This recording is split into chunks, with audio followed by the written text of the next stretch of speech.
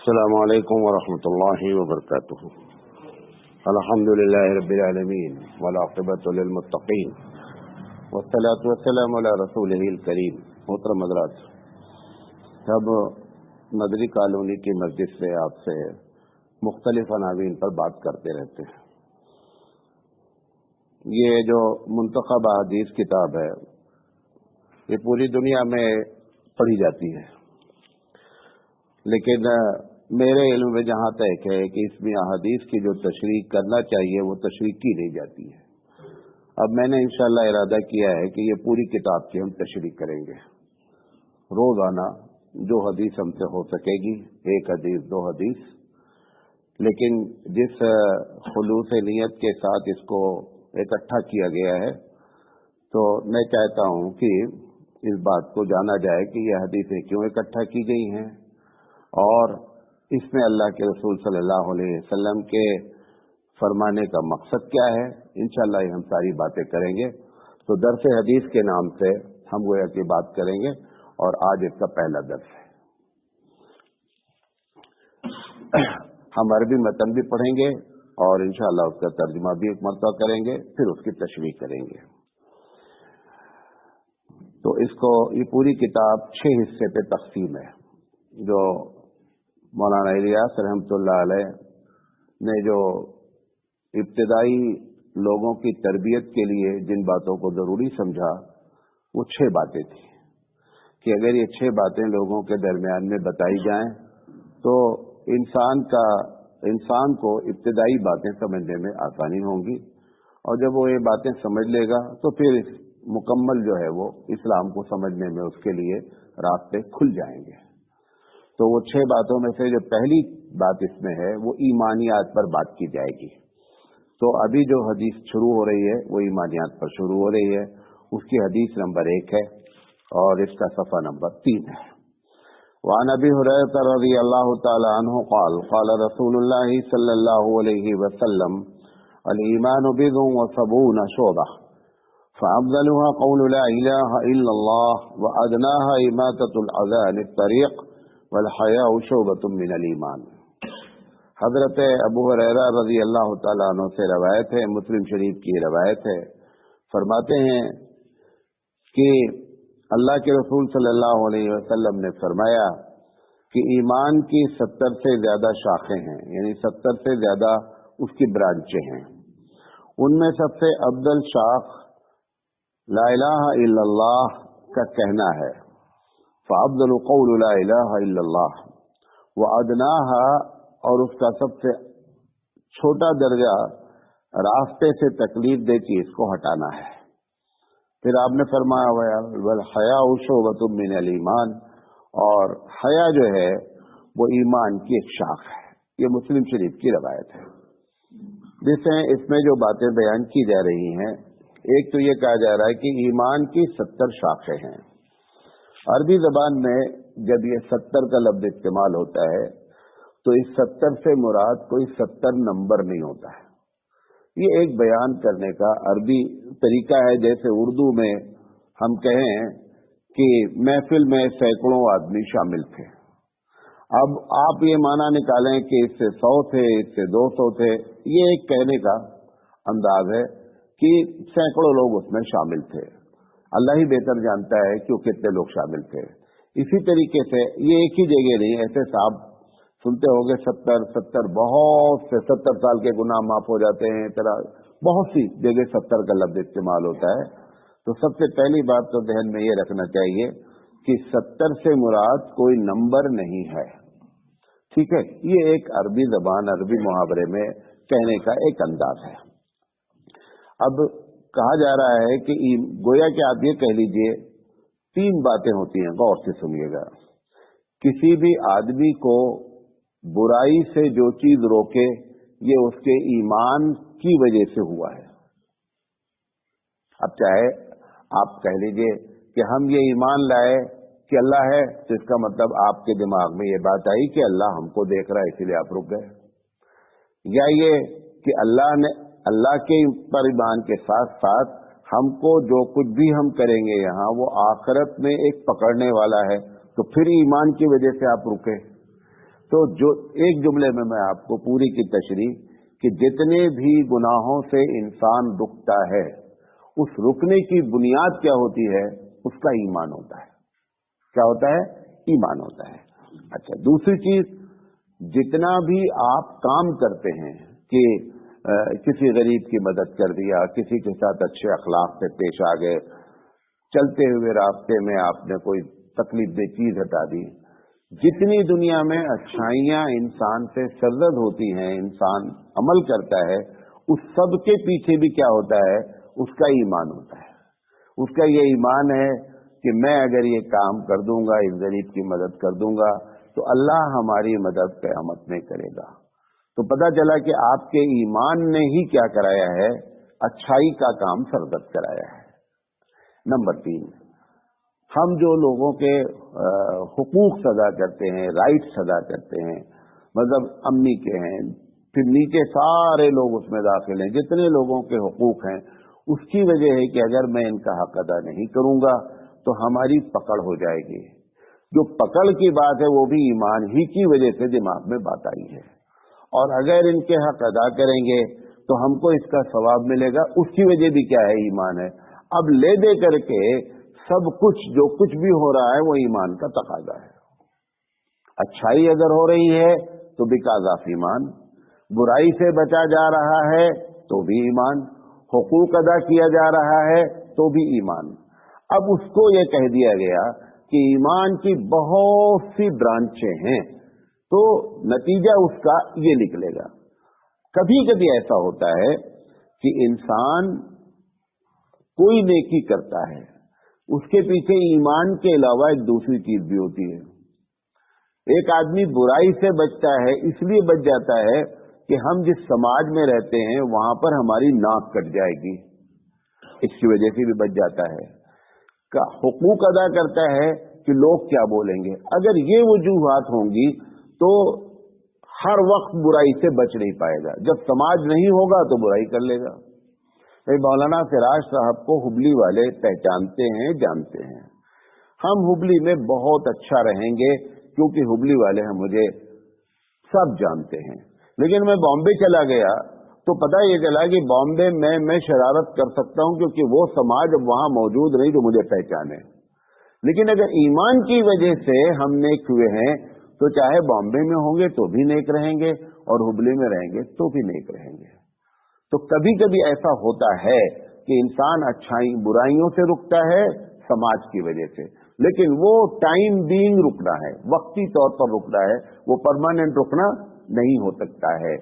इसी तरीके से अगर एक आदमी नेकी करता है और नेकी करने में अल्लाह के अलावा, ईमान के अलावा कोई दूसरी चीज है कि लोग ये कहें कि बहुत पैसा खर्चा करता है, इसीलिए जब आपने लोगों के लिए किया है तो अल्लाह कहता है कि इसका बदला आप हमसे नहीं मांगे, जिनके लिए आपने किया है आप उन्हीं से बदला भी ले लें। हमारे पास इसका कोई जो है वो इसकी कोई भी इसका बदल मौजूद नहीं है। तो कभी कभी ऐसा भी होता है कि दूसरी वजूहात भी होती हैं जिसकी वजह से इंसान के अंदर बुराइयों से रुकने का मादा भी पैदा होता है, लेकिन वो सब वक्ती होता है। और अगर नेकी का मादा पैदा हुआ है तो उसका कोई सवाब नहीं होता है। इसलिए ईमान ही नेकी से कराए तो सवाब भी है और ईमान ही नेकी कराता है, तभी सबसे असल उसका आखिरत में बदला मिलता है। तो एक बात तो यह। अब उस तमाम ईमान में क्योंकि सबसे बड़ा ईमान लाना होता है कि आदमी तौहीद परस्त बने। अगर तौहीद परस्ती नहीं आ रही है तो फिर उसके नीचे जितना भी आपका ईमान है वो सारा का सारा कंडम है, उसकी कोई खास हैसियत नहीं ठहरेगी। उसी बात को हबीब मुस्तफ़ा सरकार दो आलम सल्लल्लाहु अलैहि वसल्लम ने फरमाया कि अफ़ज़लुहा, बेहतरीन उस तमाम ईमान में, आप ईमान फरिश्ते पर लाएं, आप ईमान किताब पर लाएं, सब पर जितनी चीजें 6 चीजें ईमान लाई जाती हैं, उसमें सबसे अव्वल ईमान जो है कौन सा है? वो अल्लाह ताला को ये मानना, ला इलाहा इल्लल्लाह, कि अल्लाह के अलावा कोई माबूद नहीं। बाल्फाज़ दीगर कि मैं तौहीद का कायल बन रहा हूं। अब तौहीद जब बंदा कहता है तो उसमें 3 चीजें शामिल होनी चाहिए, तब 100% तौहीद होती है। आप सोचेंगे अच्छा चलो 3 में 1 नहीं हुई तो 66% हम तौहीद वाले हो गए। ऐसा नहीं होता है। 100% ही तौहीद है, वरना वो तौहीद किसी काम के नहीं है। मिसाल के तौर पर बहुत महंगा पानी एक बोतल है, जो 20 रुपए का एक बोतल पानी मिनरल है, आपने उसमें 1 कतरा पेशाब डाल दिया। अब डालने के बाद आप कह रहे हैं कि पूरा बोतल तो मिनरल है लेकिन इसके अंदर 1 कतरा पेशाब है। नहीं, अब पूरी बोतल नापाक है। हालांकि उस 1 कतरे को अगर उस तमाम बोतल पे तकसीम किया जाए तो उसमें 2 करोड़ कतरे हैं बोतल में, लेकिन बर्बाद किसने किया है? 1 कतरे ने। तो पता क्या चला, ये हिसाब मैथमेटिक्स के लिहाज से नहीं लगाइएगा कि मौलाना साहब 3 बातें कहने जा रहे हैं तौहीद में, अगर 3 में 1 नहीं हुआ तो चलो 66% हम कामयाब हो गए, और अगर 1 हो गया और 2 छूट गया तो 33% कामयाब हो गए। ये मैथमेटिक्स नहीं चलेगी। क्यों? क्योंकि गलादत चाहे रूहानी हो और गलादत चाहे फिजिकली देखी जा सकती हो, गलादत का काम है कि पाक को टोटल नापाक करना। मैं बात अभी समझा पा रहा हूं? टोटल को नापाक करता ये नहीं कहा जाएगा कि इसमें 1 कतरा नापाक है और 2 करोड़ कतरे पाक हैं। ऐसा नहीं। ये तो मुमकिन था कि पाक चीज में पाक चीज डाल दी जाती, तब बंदा ये कह सकता है। मिसाल के तौर पर दूध में पानी डाल दिया आपने, 1 गिलास दूध है 1 गिलास पानी है, आप ये कह सकते हैं कि साहब इसमें 1 गिलास दूध है और 1 गिलास पानी है। क्यों? क्योंकि पाक चीज में पाक चीज मिली है, लिहाजा ये कहना जायज है।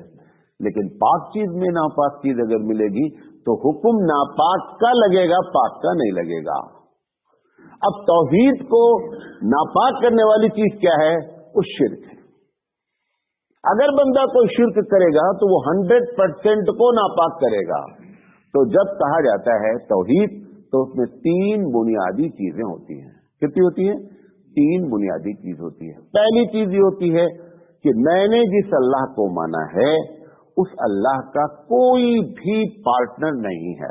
पार्टनर से मुराद न उसकी बीवी है, न बच्चे हैं, न उसकी माँ है, न बाप है, वो किसी से पैदा नहीं हुआ है और उसकी जात से डायरेक्ट कोई पैदा नहीं हुआ है।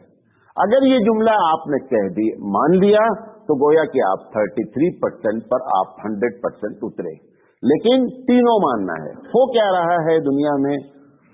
अल्लाह है, एक आदमी कह रहा अल्लाह है, अल्लाह की बीवी नहीं है, बच्चे नहीं है, एक गिरोह। दूसरा कह रहे नहीं, अल्लाह के तो बेटा है, वो ईसा अलैहिस्सलाम है, अल्लाह के बेटा हैं, उनका नाम उज़ैर है। आज जैसे ही आपने अल्लाह के साथ की यानी ज़ाते इलाही अल्लाह ताला की पर्सनालिटी में क्या कर दिया गया? शिर्क कर दिया गया। ये शिर्क अकबर है। हम नहीं कह रहे हैं, हम भी कह रहे हैं, जिसको आप एक शायर कह रहा है कि जो अर्श पे था खुदा होकर, जो अर्श पे था खुदा होकर, उतर पड़ा है मदीने में मुस्तफा होकर। अब गोया कि मोहम्मद सल्लल्लाहु अलैहि वसल्लम को आपने डायरेक्ट खुदा कह दिया। ये नहीं कहा ना उनके बेटे हैं, सब नहीं कुछ ना, आपने उससे बड़ा शिर्क किया। उसने तो कम से कम अल्लाह को बाकी रखा था और अल्लाह के साथ किसी को ले जाकर के क्या कर दिया था? ज्वाइंट किया था। ये बंदे ने क्या किया? मोहम्मद सल्लल्लाहु अलैहि वसल्लम को ही डायरेक्ट खुदा कह दिया। ये उससे बड़ा शिर्क है। तो शिर्क, तौहीद की पहली शान क्या है? हमारा अल्लाह अकेला है, कोई भी किसी किस्म का कोई रिलेशन। जब मोहम्मद सल्लल्लाहु अलैहि वसल्लम से कहा गया कि मोहम्मद सल्लल्लाहु अलैहि वसल्लम आप अपने अल्लाह का बायोडाटा पेश कीजिए, ये कौन अल्लाह है जिसके बारे में आप बात करते रहते हैं? तो कुल हुवल्लाहु अहद क्या हो गया? नाजिल कर दिया अल्लाह ताला ने कि लम यलिद वलम यूलद, ना कोई उससे डायरेक्ट पैदा हुआ है और ना वो किसी से पैदा हुआ है। दोनों बातें एकदम क्लियर होनी चाहिए। तो जब तौहीद में ये बात आती है, पहली चीज। दूसरी चीज तौहीद क्या है?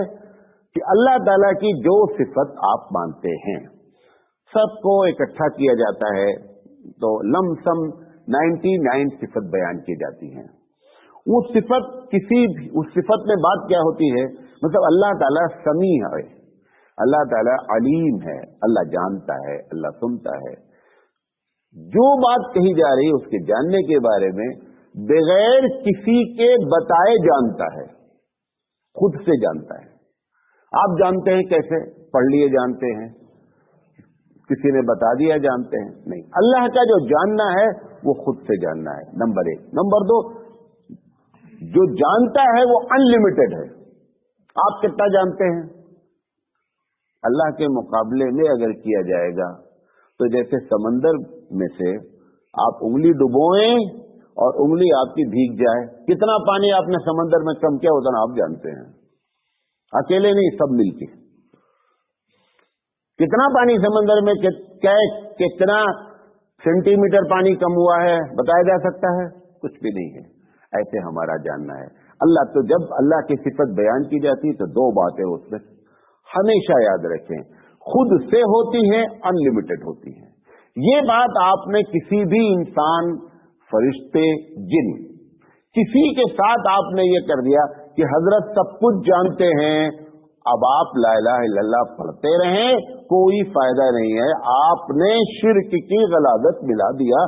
ये शिर्क जो है ये उस चीज को बर्बाद कर देगी। भले 33% में आप कामयाब थे, इसने हमारा क्या कर दिया? बेड़ा गर्क कर दिया। आपने जैसे ही कहा कि मोहम्मद सल्लल्लाहु अलैहि वसल्लम सब कुछ जानते हैं, हमारा ये कतई अकीदा नहीं है। उतना जानते हैं जितना अल्लाह ने बताया है। एक बहुत बड़े स्कॉलर हैं करम पीर शाह बरेलवी, बहुत बड़े आलिम हैं। उन्होंने अपनी किताब ज़ियाउन नबी में लिखा है कि जब मोहम्मद सल्लल्लाहु अलैहि वसल्लम के इल्म को अल्लाह के मुकाबले में ला करके कंपेयर किया जाएगा, मुआवजा किया जाएगा, टैली की जाएगी कि कितना अल्लाह जानता है, कितना मोहम्मद सल्लल्लाहु अलैहि वसल्लम जानते हैं, तो हजरत ने लिखा है कि अल्लाह समंदर है। अल्लाह क्या है? समंदर है। मोहम्मद सल्लल्लाहु अलैहि वसल्लम उसके सामने कतरे से भी कम है। हम भी कहे ये बात, हमारा भी यही अकीदा है। बहुत कुछ जानते हैं। ये भी आपको बता दें, बड़ी हिमाकत होगी किसी भी शख्स की कि मोहम्मद सल्लल्लाहु अलैहि वसल्लम के इल्म को भी दायरा खींचना शुरू कर दे। उसका भी दायरा नहीं कि हम नहीं जानते क्यों? अल्लाह बोलता है कि मैं अपने नबी को बताया जो बताया, कितना बताया उतना नहीं बताया। लिहाजा हमारे अंदर भी ये ताकत नहीं है कि मोहम्मद सल्लल्लाहु अलैहि वसल्लम या किसी भी नबी के इल्म का सर्कल खींचा जा सके, ये नहीं कहा जा सकता। लेकिन कोई नबी कभी दावा नहीं किया है कि मैं उतना जानता हूं जितना अल्लाह जानता है। बल्कि अगर नबी ने कभी झटके में ये बात कह दिया कि मैं ही इस वक्त दुनिया में सबसे ज्यादा जानता हूं, तो अल्लाह ताला ने कहा कि ये आपने कैसे कह दिया? मूसा अलैहिस्सलाम ने जुमला कह दिया था। पूछा गया कि मूसा इस वक्त सबसे ज्यादा नॉलेजेबल पर्सन कौन है? कहा मैं हूं। अल्लाह ताला को मैं पसंद ही नहीं है। फौरन मूसा उलुल अज़्म पैगंबर में है, 5 बड़े पैगंबर में है। अल्लाह ताला ने कहा ये जुमला आइए आपने नहीं कह दिया। तो दूसरी चीज क्या है कि अल्लाह की जो सिफत है वो ला महदूद है और खुद से है। ये किसी के अंदर फरिश्ता जानता है। जिब्रील हमारी मदद करो, जिब्रील मालूम नहीं यहाँ है कि नहीं है। जिब्रील को क्या मालूम मौलाना सिद्दीक़ साहब यहाँ बैठे दर्द दे रहे हैं? ये सिर्फ हमारा रब जानता है कि मैं यहां बैठा हूं, बकिया कोई नहीं जानता। जिब्रील सबसे बड़े फरिश्ते, उनको भी कानों कान खबर नहीं है कि मौलाना सिराज मदनी मस्जिद में बैठे हुए हैं। ये बात याद कर लें। जिब्रील भी उतना ही जानते हैं जितना अल्लाह बताता है। मोहम्मद आज़म ने कहा पूरी बस्ती को पलट दो। किससे कहा? फरिश्ते ने कहा पूरी बस्ती को पलटो। फरिश्ते को यह खबर नहीं हुई कि अल्लाह ताला इस पलटने में उसको भी पलटवा रहा है जो मुसल्ले पे बैठा रहता है। फौरन फरिश्ते ने क्या कहा? अल्लाह ताला एक आदमी तो 24 घंटा मुसल्ले पे बैठा रहता है, तभी वो नाफरमानी, उसको भी पलटना क्या? अगर जिब्रील जानते तो ये सवाल करते नहीं करते। जिब्रील को भी उतना ही मालूम है जितना हमारे रब ने जिब्रील को बताया है, क्योंकि जिब्रील एक मखलूक है, जिब्रील खालिक नहीं है। बात समझे नहीं? ये दूसरी चीज होती है तौहीद में। और थर्ड चीज होती है तो पहली क्या बताया? अल्लाह की जात। दूसरा क्या बताया? अल्लाह की सिफात। और तीसरी चीज होती है कि अल्लाह ताला के लिए जो आप इबादत करते हैं वो किसी के लिए किसी भी तरीके से नामुमकिन। आप اللہ کے لیے قربانی کرتے ہیں. آپ نے عبد القادر جیلانی رحمۃ اللہ علیہ کے قربانی کی. شرک اکبر ہے. اچھا نہیں لگتا ہے جو میں بولتا ہوں تو کیوں؟ 11ویں کی دعوتیں ختم ہو جائیں گی. دونوں کبھی نہیں خوش ہوتے. یا رب خوش ہوتا ہے یا بندہ خوش ہوتا ہے. جب بندہ خوش ہوتا ہے تو رب ناراض ہوتا ہے, اور جب رب خوش ہوتا ہے تو بندے ناراض ہوتے ہیں. رب کے مقابلے میں بندہ ناراض ہو تو تم کو خوش ہو جانا چاہیے کہ میرا رب خوش ہے, بقیہ سب ناراض ہو جائے, کچھ نہیں ہونا ہے. 2 بوٹی بریانی کے لیے عقیدہ خراب کیے بیٹھے ہوئے ہیں. آپ اللہ کے لیے طواف کرتے ہیں, اللہ کے لیے طواف کرتے ہیں, اور آپ وہی طواف قبر پہ جا کے کرتے ہیں. عبادت میں آپ نے سملرٹی اختیار کر لی, سیم چیز ہو گئی. وہاں بھی طواف, یہاں بھی طواف, وہاں بھی قربانی, یہاں بھی قربانی. مانگتے ہیں اللہ سے. وہی بات جا کر سے کہتے ہیں حضرت لڑکا دے دیے. حضرت کے خود لڑکا پیدا نہیں ہوا, تم نہ کہاں سے دے دیتے جی؟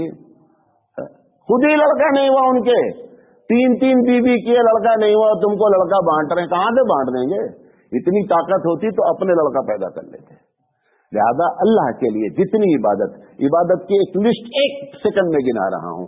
قیام اللہ کے لیے, رکوع اللہ کے لیے, سجدہ اللہ کے لیے, تشہود کی حالت میں بیٹھنا اللہ کے لیے, مانگنا اللہ کے لیے, طواف کرنا اللہ کے لیے, قربانی کرنا اللہ کے لیے, نظر ماننا اللہ کے لیے. یہ بیسک عبادت کا سرکل ہے. اس میں ذرہ برابر بھی ڈنڈی آپ نے ماری, اوپر 2 مانے تھے, وہ بھی ختم ہو جائے گی.